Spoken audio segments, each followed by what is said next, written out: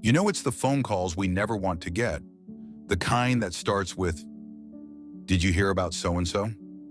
And what makes it even harder is when that person seemed perfectly healthy. Just last week, I got that call about my neighbor, George. 75 years old, still mowed his own lawn, took his grandkids fishing, never missed his morning walk. And then one night, he went to sleep and just didn't wake up. Now, I'm not telling you this to scare you. I'm telling you because what happened to George wasn't just bad luck. There were warning signs, little things he brushed off as just part of getting older. And if we can learn from them, maybe we can make sure our own stories don't end that way. So today we're talking about the 1-4 sleep mistakes that even healthy seniors make, the kind that can silently put you at risk, and more importantly, what you can do tonight to sleep safer and wake up feeling refreshed. Mistake number 1, the "I don't snore" assumption. Here's something that might surprise you. Half of all seniors have sleep apnea, and most don't even know it. George's wife mentioned he snored, but they both thought it was normal. Turns out heavy snoring, especially if it's interrupted by gasps or pauses, is one of the biggest red flags for sleep apnea, a condition where you stop breathing for short periods during sleep. And here's why it's so dangerous after 60. Each time your breathing stops, your oxygen levels drop, straining your heart. Over time, this can lead to high blood pressure, atrial fibrillation, and even sudden cardiac events. But here's the good news. You don't need a bulky machine to fix it. Simple changes like sleeping on your side, try a tennis ball sewn into the back of your pajamas, raising the head of your bed just 4 inches, avoiding alcohol within 3 hours of bedtime can make a huge difference. My friend Ed, 78, made these tweaks and now says he wakes up feeling 10 years younger. Mistake. Number 2, the midnight bathroom trap. Now I know what you're thinking, but I have to get up at night. My bladder won't let me sleep through. Here's the thing, waking up to pee isn't just annoying. Those interruptions are robbing you of deep restorative sleep. And worse, they might be a sign of something more serious. See, when we age, our bodies produce less of the hormone that tells our kidneys to slow down at night. But frequent nighttime urination, called nocturia, can also signal uncontrolled diabetes, high blood sugar makes you pee more, heart issues, fluid pooling when you lie down, even mild dehydration. Yes, really. Try this 3-step dry night routine from a 72-year-old client of mine. 1. Cut off fluids 2 hours before bed, but hydrate well earlier in the day. 2. Take 2 magnesium glycinate tablets with dinner. Helps relax the bladder. 3. Elevate your legs for 30 minutes in the evening. Reduces fluid retention. Within a week, she was down from 4 nightly trips to just 1, and finally getting real rest. Now, these first 2 fixes alone can transform your sleep quality, but there are 2 more critical mistakes even sharp seniors make, including one bedtime habit that seems healthy but could actually be putting you at risk. Let's talk about what you should never do in that last hour before bed. You know, it's funny. Sometimes the things we do trying to sleep better are the very things sabotaging us.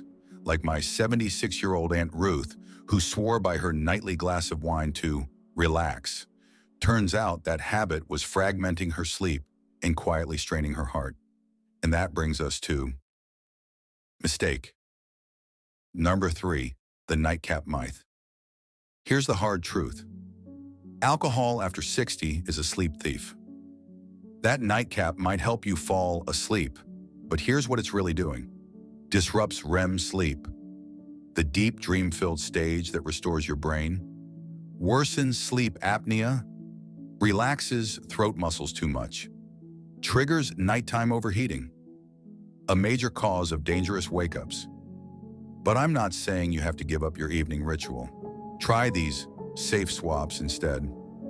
Tart cherry juice, natural melatonin boost, chamomile tea with cinnamon, stabilizes blood sugar for steadier sleep, warm golden milk, Turmeric plus almond milk reduces inflammation.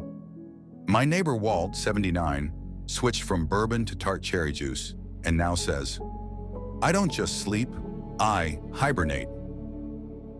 Mistake. Number 4, the dark secret of late-night news. This last one pains me because I've done it too, that harmless habit of dozing off to the evening news. But here's why it's riskier than you think. 1. The blue light. From TVs, tablets suppresses melatonin, your sleep hormone, by 50%. 2. Negative headlines. Spike cortisol, the stress hormone that keeps you in shallow sleep. 3. Sudden loud commercials can trigger micro-awakenings you don't even remember the fix. Create a snooze-free zone. After dinner, 6 p.m., finish news consumption. 7 p.m., switch to soft lighting, salt lamps are perfect. 8 p.m., soothing audio only, try ocean sounds or old radio shows. A study at Stanford found seniors who did this fell asleep 37% faster and had fewer dangerous blood pressure spikes overnight. Now let's tie this all together with what George's doctor told his family afterward. The one simple habit that could have added years to his life. The 10-minute lifesaver, even if you're healthy.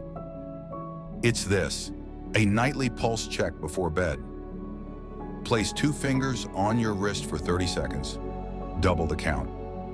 If your resting pulse is under 50 or over 100, call your doctor. Irregular, skipping beats, get an EKG. This takes seconds but catches 80% of cardiac red flags before they become emergencies. Pair it with our other tips and you're not just sleeping better, you're sleeping safer.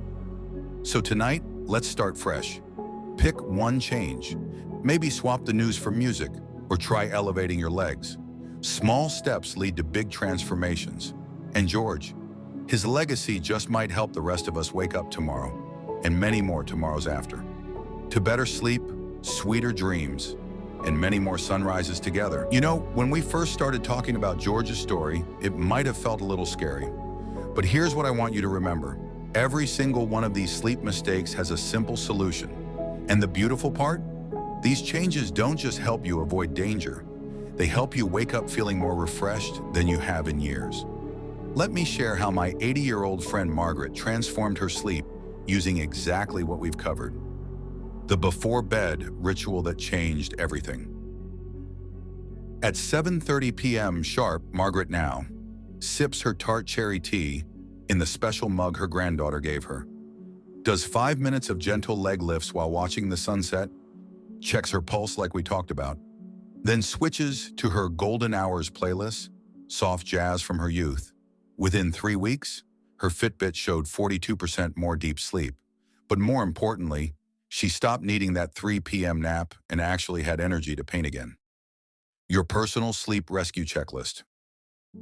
Here's how to make this work for you. 1. Pick your power hour. That 60 to 90-minute window before bed is your foundation. Maybe yours starts at 8 p.m. with chamomile tea instead of wine. Or maybe it begins with turning off the TV and putting on those old Sinatra records. Create your no excuses reminders. Set a phone alert for pulse check time. Put a post-it on the fridge. Last call for fluids. Keep your side sleeping pillow by the bed as a visual cue. 3. Track your wins. You don't need a fancy device. Just mark a calendar with smiley face for nights you followed your ritual. For mornings you woke up refreshed. The most important thing George's story teaches us. It's not about living in fear. It's about living with intention. Those small, loving choices we make each night, they're not just about sleep. They're about claiming more vibrant mornings, more clear-headed afternoons, more moments with the people we love. So tonight, when you start your new routine, know this: you're not just avoiding risks. You're reclaiming the energy and joy that's your birthright at every age. Now, I'd love to hear from you. Which tip resonated most? Maybe you've already discovered your own sleep secret we should all know about. Share it in the comments. Your experience could help someone else wake up to a better tomorrow. And if this helped you, pass it on. Share it with your bridge club, your walking group, that neighbor who always looks tired. Because we're all in this together, one good night's sleep at a time. Here's to your best sleep tonight and all the bright mornings ahead.